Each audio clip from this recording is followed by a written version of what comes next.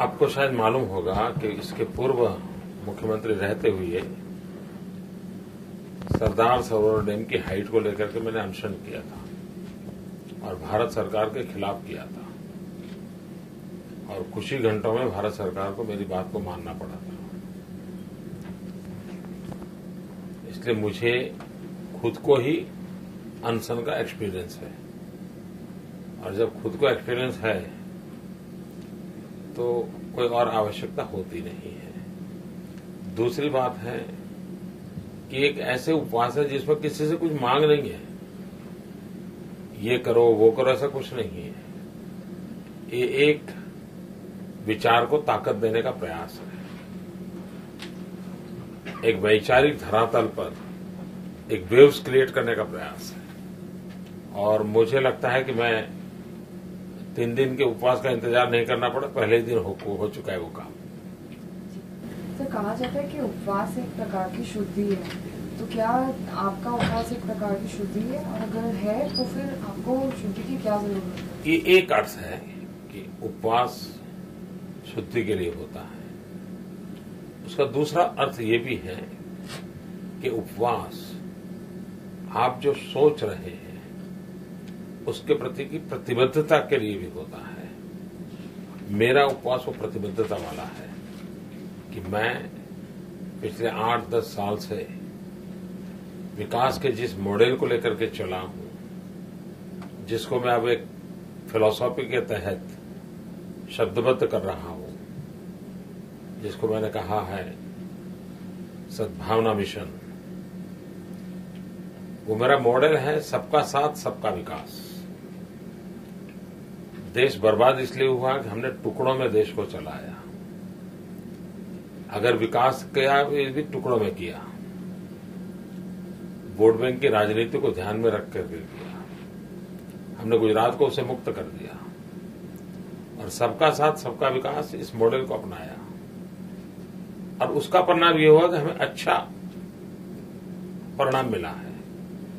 तो देश को भी इसका लाभ लेना चाहिए और इसलिए मैं अनशन में बैठा हूं कि मेरी ये फिलॉसफी को लोग जांचे, परखे, वाद हो, विवाद हो। अब डिबेट चल पड़ा है, चलेगा और मैं चाहता हूं चले। तो उससे ये देश को वोट बैंक की राजनीति चाहिए कि डेवलपमेंट की राजनीति, इसका फैसला हो जाएगा। जी, कुछ लोगों ने इसे 5 स्टार उपवास का नाम दिया है, तो उन ऐसे लोगों को आप क्या मैसेज देना चाहते हैं? एक तो मुझे किसी को मैसेज देने की जरूरत नहीं है। अगर खर्च का विषय कोई कहता है तो मैं समझाना चाहता हूं। देखिए, हम अहमदाबादी लोग हैं, हमारे अहमदाबादी लोगों का एक पहचान है, सिंगल फेयर डबल जर्नी। ये हमारे अहमदाबादियों की एक विशेषता है। अब हम जब ये उपवास के लिए पंडल वंडल बनाने के लिए हिसाब लगा रहे थे तो पता चला कि करीब 1.5 करोड़ रुपया से ज्यादा खर्च पंडल का आएगा। फिर ध्यान में आया कि बगल में ये कन्वेंशन हॉल है, सिर्फ 7.5 लाख में हो जाता है। अब मुझे कोई बताएं कि 7.5 लाख वाला करना चाहिए कि 1.5 करोड़ वाला करना चाहिए। तो हमारी सादी समझ ये कहती है कि 7.5 लाख वाला कमरा लेना अच्छा है भाई, रेडीमेड से मिल जाता है। तो हमने उस हिसाब से लिया है और उसी के माध्यम से हम अपना काम कर रहे हैं और मैसेज को तो कोई रुकावट आ नहीं रही है। इसी के कारण मैसेज तो जो पहुंचना है पहुंच रहा है, वो फ्रीज नहीं हो रहा है मैसेज तो। सर, आपकी जितनी मास अपील और पॉपुलैरिटी शायद आपकी पार्टी में और किसी की नहीं है, तो क्या ये तरीका है आपको as a prime ministerial candidate pitching करने का? एक तो ये पहला एनालिसिस सही नहीं है। भारतीय जनता पार्टी में बहुत ही लोकप्रिय जननेता हैं,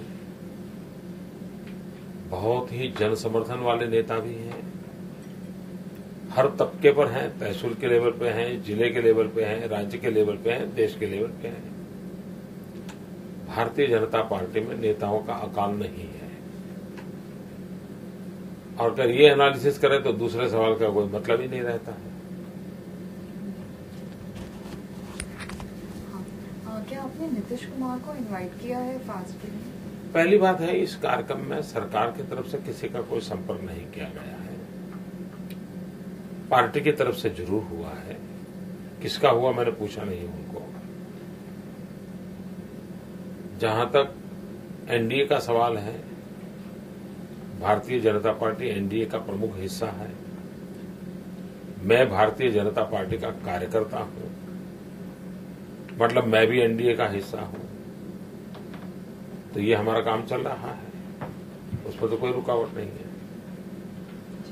जयललिता जी ने सुबह कहा था कि वो आपको सपोर्ट करती है, पर शाम तक उन्होंने कहा please do not see too much into this statement. तो इस पे आपका क्या टेक है? मैं भी आपको कहता हूँ प्लीज डू नॉट सी। जो उन्होंने कहा वही करो। So the last question, 2002 दंगों के विक्टिम्स को अभी तक जस्टिस नहीं मिला है, that's what they believe।